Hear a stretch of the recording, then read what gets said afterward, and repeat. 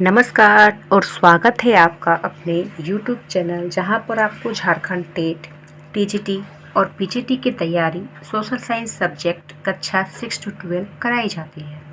और जैसा कि आप जानते हैं आज का जो हमारा चैप्टर है वो एनसीईआरटी कक्षा 7 का 7 चैप्टर है जिसका नाम है जनजातियाँ, खाना बदोश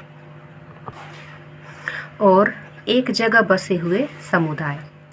तो शीर्षक से ही आप समझ चुके हैं कि इस चैप्टर में हम आज बहुत सारी जो जनजाति है, खाना बदोश है, जो एक जगह से दूसरे जगह पर घूमते रहते हैं, उनका कोई अस्थाई निवास नहीं होता है या फिर किन्हीं किन्हीं का अस्थाई निवास भी होता है, जो एक जगह पर बसे हुए होते हैं, ऐसे समुदाय के बारे में हम जानेंगे।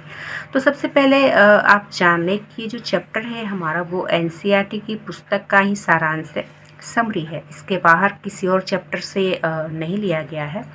तो चलिए हम आगे जानते हैं सबसे पहले कि जनजातियाँ किसे कहते हैं। एनसीईआरटी की जो कक्षा 7 की हिस्ट्री का जो बुक है उसमें जनजाति का मतलब क्या कहा गया है। तो देखिए जो उपमहाद्वीप के जो कह सकते हैं कई जो समाज है वो ब्राह्मणों द्वारा सुझाए गए सामाजिक नियमों और कर्मकांडों को नहीं मानते थे। जो ब्राह्मणों के द्वारा कर्मकांड थे, उनके जो नियम थे उनको ये लोग नहीं मानते थे और ना ही वे कई असमान वर्गों में विभाजित थे, क्योंकि आप जानते हैं वैदिक कालीन में समाज कई भागों में बटा हुआ था, है ना। कितने सारे कर्मकांड थे, तो ये लोग जो जनजाति थे इनको नहीं मानते थे और ऐसे ही समाज को जनजातियाँ कहा जाता रहा है। तो आप समझ चुके हैं जनजाति का मतलब क्या होता है। मतलब आप समझ सकते हैं कि इनके जो रीति रिवाज, इनके जो नियम कानून होते हैं, ये खुद उसका निर्माण करते हैं, किसी और को ये फॉलो अनुसरण नहीं करते हैं। तो इसमें सबसे पहले नाम आता है खोखर, गखर, और ये पंजाब के रहते हैं। तो पंजाब में खोखर जनजाति 13वीं-14वीं सदी में प्रभावशाली रहती है। गखर जो मुखिया है वो इनके नाम है कमाल खान गफ्फर। एक नाम दिया गया है खोखर गखर का, और इसके एक मुखिया का नाम है कमाल खान गखर। इन्हें बादशाह अकबर ने मनसबदार बनाया था।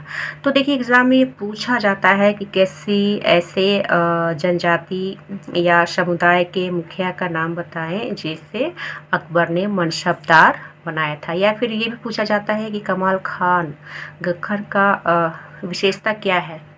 तो आप कह सकते हैं कि अकबर ने इन्हें मनसबदार नियुक्त किया था। नेक्स्ट है लंगा अर्धुन। तो ये मुल्तान और सिंध में इनका निवास रहता है। उत्तर पश्चिम में एक और शक्तिशाली जनजाति ये रहते हैं और उसका नाम है बलोच, और ये कुलों में बटे थे। ये कुलों में बटे थे। तो खोखर, गखर, लगा, अर्धुन ये सभी समुदाय जनजातियों के नाम हैं। नेक्स्ट है गड्डी, गरेडियो। इनके नाम आज भी आप सुनते हैं और ये जो जनजाति है वो पश्चिमी हिमालय में रहती थी। नेक्स्ट है नागा, अहोम। तो उपमहाद्वीप के सुदूर उत्तर पूर्वी भाग पर नागा, अहोम और दूसरी जनजातियों का निवास रहा था। नेक्स्ट है चेर। तो जब आप दक्षिण भारत भी उनके इतिहास को जानेंगे तो चोल, चेर, पांड्य के बारे में ज़रूर जानेंगे, और उसमें से एक है चेर। तो बिहार और झारखंड के इलाके में 12वीं सदी इनका उदय हो चुका रहता है, 12वीं सदी में। और अकबर के सेनापति राजा मान सिंह 1591 में चेर पर ये हमला करते हैं और उसे परास्त कर देते हैं। औरंगजेब के समय में मुगल सेना ने इनके कई किलों पर कब्जा किया और अपने अधीन चेरों को कर लिया। तो यहाँ पर अकबर के बारे में भी दिया गया है, औरंगजेब के बारे में भी, और इन दोनों का ही सामना होता है चेर से। और ये कहाँ के रहते हैं तो बिहार और झारखंड के। नेक्स्ट है मुंडा संथाल। तो ये भी बिहार झारखंड के ही हैं। इस क्षेत्र में इनकी महत्वपूर्ण जनजाति रहती है, वो रहती है मुंडा संथाल, और ये उड़ीसा और बंगाल में भी हमने पढ़ा, बिहार और झारखंड में मुंडा संथाल, साथ ही ये उड़ीसा और बंगाल में भी इनका निवास रहता है। नेक्स्ट है कोली बेरात। तो ये जो जनजाति है ये कर्नाटक और महाराष्ट्र की पहाड़ियों में निवास करते थे, और कोली गुजरात में भी रहते थे। दक्षिण में कोरांगा, बेतर, मारवाड़ की विशाल आबादी थी। नेक्स्ट है भील जनजाति। तो ये पश्चिम और मध्य भारत में फैली हुई थी। गोंड, ये छत्तीसगढ़, मध्य प्रदेश, महाराष्ट्र, आंध्र प्रदेश में इनका निवास रहता है। नेक्स्ट है कुल। देखिए अभी हमने इतने सारे जनजाति के नामों को जाना। ये पूछ सकता है कि कोली बिरात के बारे में आप क्या जानते हैं, तो आप कह सकते हैं कि ये जनजाति है ना। और अगर आप इसके बारे में ज़्यादा जानना लिखना चाहते हैं तो आप इनके स्थानों को भी बता सकते हैं।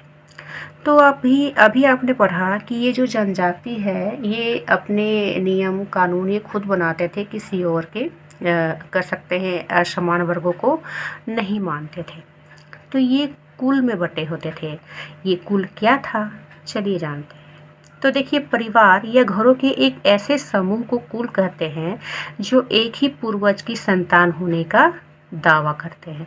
कुल मतलब ये परिवार या घरों के एक ऐसे समूह होते थे जिनके पूर्वज की जो संतान है, मतलब कह सकते हैं वो पूर्वज की जो संतान एक ही होने का ये दावा करते हैं। आज भी हम कहते हैं आप किस कुल से हैं, है ना। जब हम किसी की पहचान जानते हैं तो उनके कुल के बारे में पूछते हैं। नेक्स्ट है संगठन। तो प्रायः नातेदारी या कुल संबंधी निष्ठा पर आधारित ये संगठन होता था। नेक्स्ट है टांडा। तो बाजारों या कारवा ये टांगा कहलाता था। बंजारे आप जानते हैं। तो बंजारा जो घूम घूम कर एक स्थान पर रहकर फिर कुछ समय के बाद दूसरे स्थान पर जो घूमते रहते हैं उन्हें बंजारों का कारवा टांगा कहलाता था। देखिए वर्तमान जो तमिलनाडु के तिरुचिरापल्ली तालुक में स्थित उदयार के 12वीं शताब्दी के अभिलेख में ब्राह्मणों की एक सभा में रथकार, मूर्ति स्थापित, बलि के लिए लकड़ी से बने समाज इत्यादि के कामकाज जो है वो तय किए हैं। तो यहाँ पर तमिलनाडु के बारे में कहा जा रहा है कि जो रथकार थे, जो मूर्ति बनाते थे, जो बलि के लिए लकड़ी लाते थे, इनका ये जो समाज था, उनके जो कामकाज थे वो तय किए गए थे। तो देखिए आज के लिए हम इतना ही रखते हैं। जो हमारा चैप्टर 7 है जनजातीय खानाबदोश और एक जगह बसे हुए समुदाय, तो आज के लिए हम इतना ही रखते हैं क्योंकि चैप्टर काफ़ी लंबा है। इसे हम 2 भागों में बांट देंगे और आपको आसानी होगा याद रखने में, समझने में, ताकि आप अपनी तैयारी को मजबूत रखें। तो नेक्स्ट डे हम नेक्स्ट पार्ट 2 को जानेंगे। तब तक के लिए धन्यवाद।